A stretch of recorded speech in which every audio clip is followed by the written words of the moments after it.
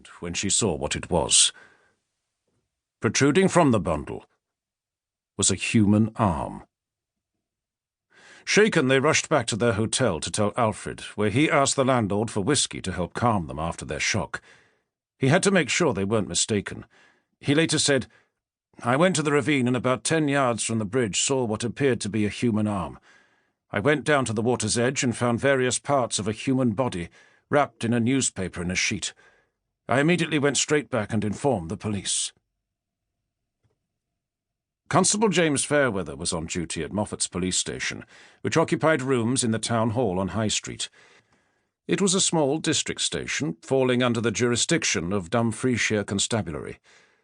Moffat was no hotbed of crime, nothing like Glasgow, 60 miles to the northwest, or Edinburgh, 50 miles away in the northeast.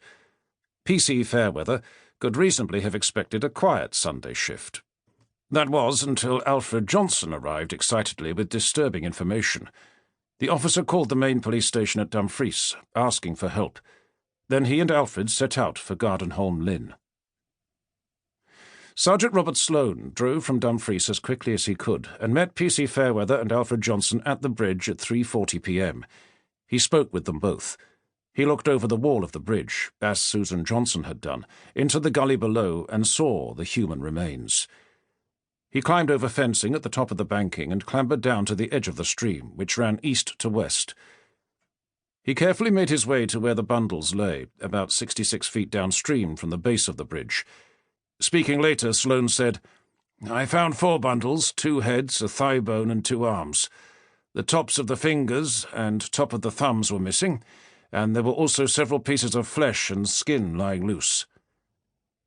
He could only ascertain the contents of the parcels by opening them, which he did with trepidation. Among the remains he found pieces of newspaper. Their significance made no impression on Sloane, but shortly they would prove critical in the police's investigation. Sloane was a resilient officer. 3 months earlier he had narrowly missed being run over in Moffat after attempting to stop a hit-and-run motorist. But now, as he stood in the remote ravine under the bridge, he was overwhelmed by the magnitude of the discovery. He needed yet more assistance. More police officers from the constabulary arrived by 4:30 p.m., among them Inspector Henry Strath, who was based at Lockerbie, a few miles to the north. Approaching the scene, Strath could see Sloane in the stream with the remains. Sloane had taken notes and marked where the remains had been discovered. Strath inspected the horrific finds for himself.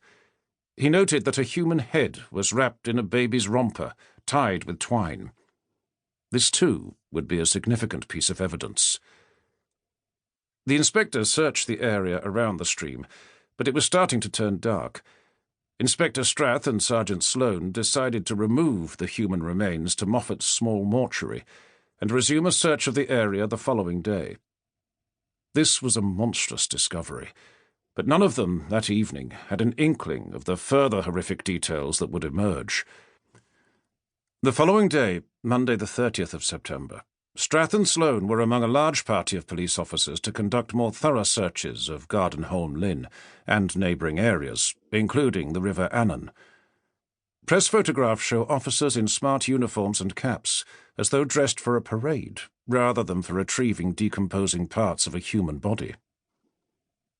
More grisly discoveries were made, including a left forearm and hand, wrapped in part of a Daily Herald, dated the 7th of August, a left thigh, and more scattered pieces of flesh. It was a harrowing experience for the officers, and the sheer amount of human flesh and body parts accumulated at Moffat Mortuary was staggering. On that first day, a preliminary examination was made of the remains by 2 local general practice doctors by the names of Dr. David Husky and Dr. F.W. Pringle. PC James Fairweather noted down everything the doctors described as they removed body parts from each bundle. The first details of the discovery were reported in the press, headlined as The Ravine Mystery. Although the police had no clue at this stage how the bodies had come to be in the ravine, nevertheless, other matters were already being considered, such as how many bodies were they dealing with? Who were the poor unfortunate victims? And, tantalizingly, who was responsible?